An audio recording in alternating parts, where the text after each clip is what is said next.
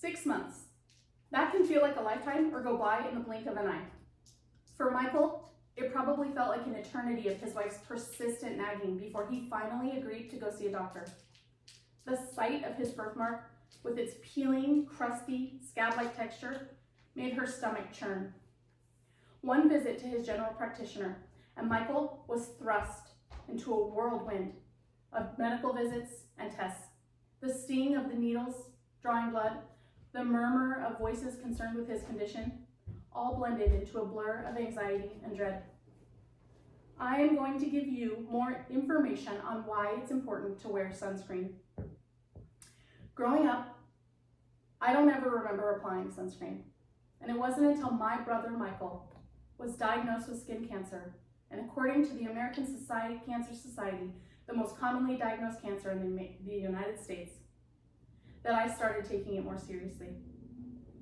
Preparing for this speech, I used current peer-reviewed scholarly articles that gave me a better understanding of why it's important to use sunscreen.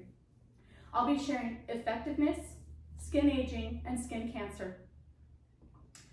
It's important to understand the effectiveness by knowing that we have 3 regions of UVR, or ultraviolet radiation.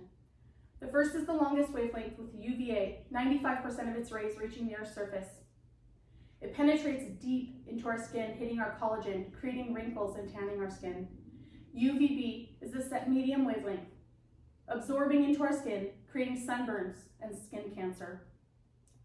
UVC is the third and shortest wavelength. It's absorbed into the low atmosphere of the stratosphere of the ozone and doesn't make it to the Earth's surface.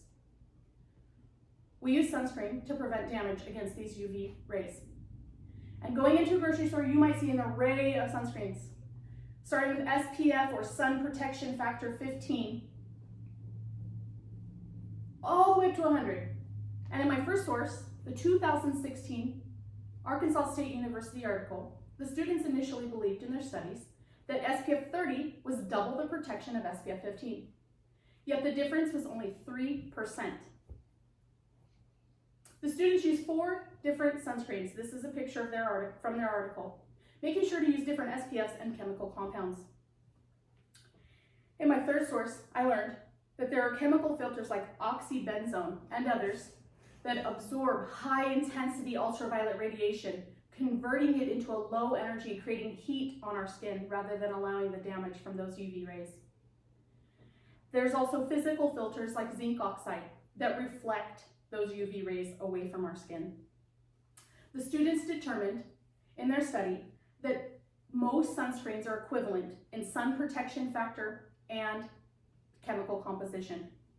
They used creams and sprays, and in my third source I learned that creams are more desirable over sprays because sprays can blow in the wind, they're hard to see, and there's a possibility of inhaling those chemicals.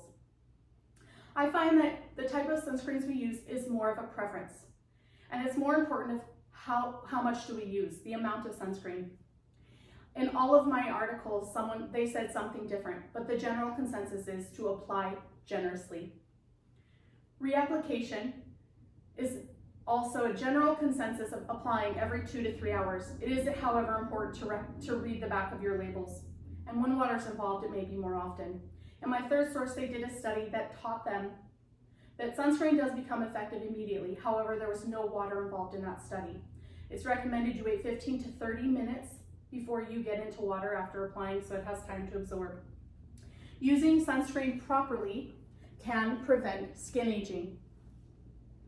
My second source, a 2001 article written by a clinical professor of dermatology, he says regular use of sunscreen can stop signs of aging. My third source says telangiectasia, or small blood vessels on the skin surface, and pigmentary alterations can also be avoided or prevented with the use of sunscreen. UVA does penetrate glass, and this photo from my trusted friend Google is a 69-year-old male truck driver driving 28 years, and as you can see on this side of his face, that advanced skin aging and wrinkles from that UVA damage can be prevented with sunscreen. We can avoid UVR, or ultraviolet radiation, altogether by finding shade, wearing tightly woven dark fabrics, UPF or ultraviolet protection factor in our clothing, UV protected sunglasses, wide brimmed hats. In my third source, I did learn that stretched out clothing or wet clothing is less effective. All of these can be avoided, as well as skin cancer. My first source says 3.5 million people are diagnosed with skin cancer per year in the United States. 73,000 of those people, melanoma, same thing that my brother was diagnosed with. My third source, a 2020 article from a board of doctors, says sunscreen has been shown to reduce incidence of melanoma and non-melanoma skin cancers. My brother, like many of us, in this picture that I took, went to the lake to have fun with his family. He got sunburned, and that sunburn turned into skin cancer. My fourth source, in a 2019 article, Educating the People on Signs and Symptoms, I learned some tips to know your skin, to help you to know your skin. They suggest that one time a month you take 10 minutes to study your skin, look it over. Look for A, symmetry, B, uneven borders, C, uneven changing color, D, diameter changes, different or patchy colors, E, expanding diameter, consult an expert. Know your skin, check your skin. Those things are important to know. Early detection can save your life. Don't wait 6 months. I have given you information on why it's important to wear sunscreen, how it's effective, prevents skin aging, and skin cancer. 6 months. It was just long enough for cancer to weave its deadly web. My brother fought with everything he had, but skin cancer's merciless grip tightened until it took him away. I just want the world to know that something as simple as sunscreen can be the difference between life and this unimaginable pain. Oprah Winfrey said it best: turn your wounds into wisdom.